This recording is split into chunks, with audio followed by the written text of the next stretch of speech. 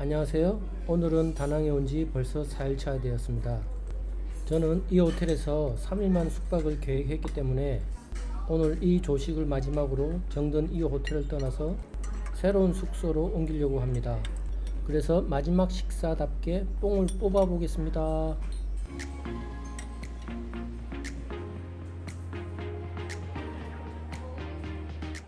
이건 베트남 어묵이 들어간 쌀국수입니다.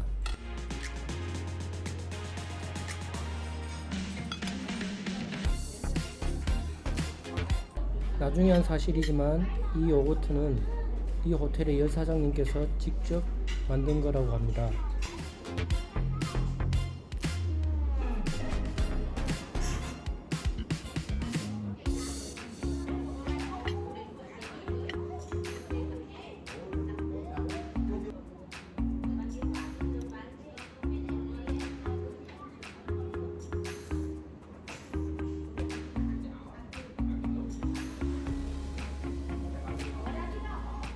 제가 택시비를 아끼려고 이삿짐을 오토바이로 직접 옮겨보기로 했습니다. 제가 베트남 사람이냐고 물어보신다면 단언코 한국 사람입니다.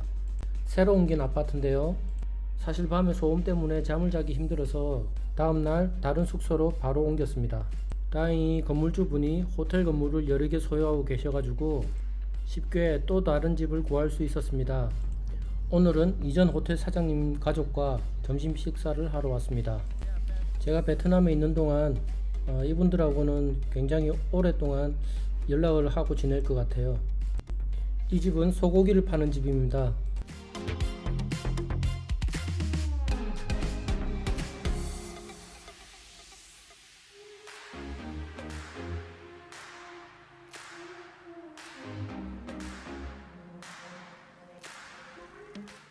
여기서는 소를 바베큐처럼 구워서 편육으로 썰어서 나오는데요.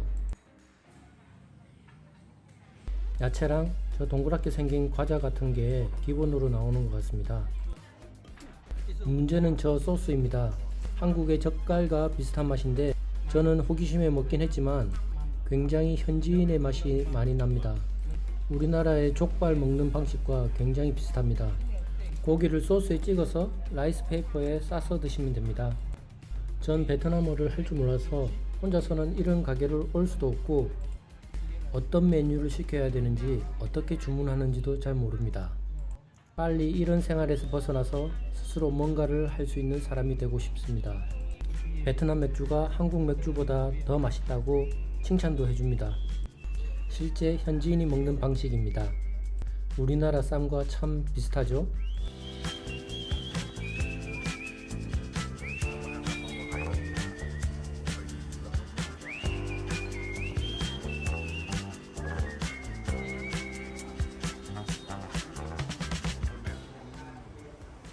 한참을 먹었는데 양이 줄지가 않습니다.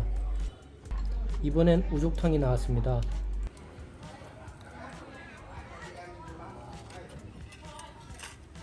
혹시 이 그릇에 저 빨대가 보이십니까? 빨대가 같이 제공되는데 이 빨대를 뼈 안에 골수를 빨아먹는 데 사용하는 거랍니다.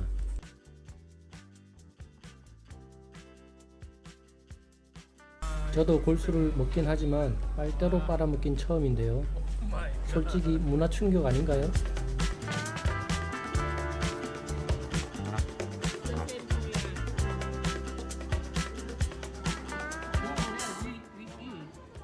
베트남도 우리처럼 살이 추가가 있는 것 같아요.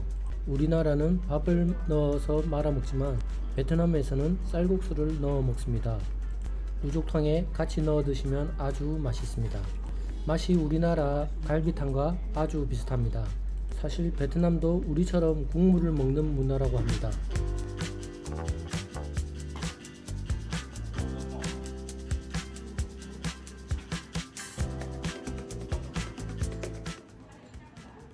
고기가 너무 커서 가위로 자릅니다. 식사가 끝났으니 이제 커피를 마시러 가보도록 하겠습니다. 이 집은 다낭에서만 볼 수 있는 커피 체인점이라고 하는데요. 가격은 베트남에서 중간 정도 하는 것 같습니다. 베트남에서 너무 저렴한 커피숍들은 에어컨을 기대할 수 없다는 거 아시죠? 이 커피숍이 가장 마음에 드는 건 역시 에어컨 시설이죠.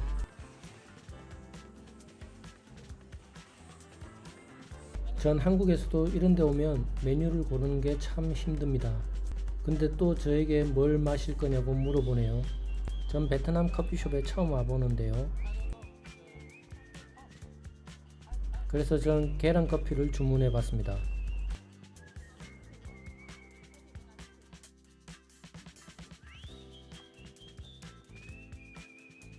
현재 이 커피숍의 임대료가 한 달에 2천만원 정도 한다고 합니다. 다낭도 부동산이 많이 비싸다고 하네요. 이분들은 호텔 건물을 여러 개 가지고 계시는데요. 본인들은 스스로 부자가 아니라고 말합니다. 그렇지만 이런 재력을 가진 사람이라고는 생각할 수 없을 만큼 아주 평범한 삶을 살고 계십니다.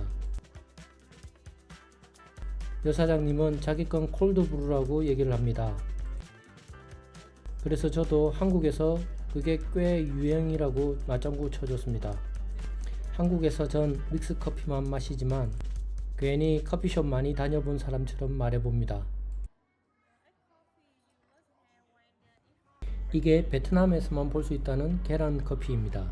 계란 노른자를 휘핑해서 커피 위에 올려 놓았습니다. 맛은 저는 사실 믹스 커피를 마시는 한국인입니다. 사실 베트남 커피는 웬만하면 다 맛있습니다.